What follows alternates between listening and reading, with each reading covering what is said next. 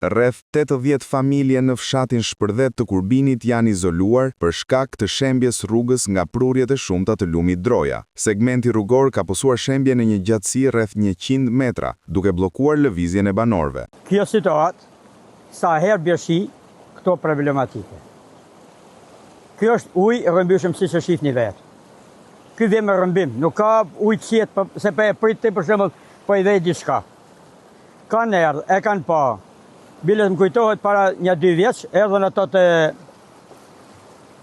bashkisë, edhe kishin futur skavator këtu, i thash pse keni futur në këtë formë?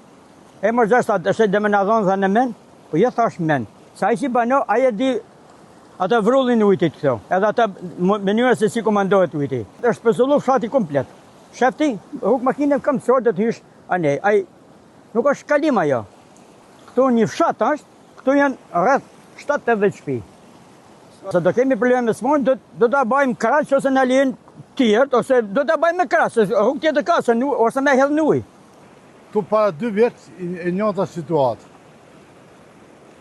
Dogët as ka bu dorë dem kohën e demokracisë. Ne jena 80 familje. Si shtëpia. Këtë 350 vet. Qytetarja, gjithë më thanë, nuk e di ta mos të do marrë, që me prujë skavator të paktën sa të kalim. Bloku fare. Fare në bloku. Inshallah shteti do të vejë dorë.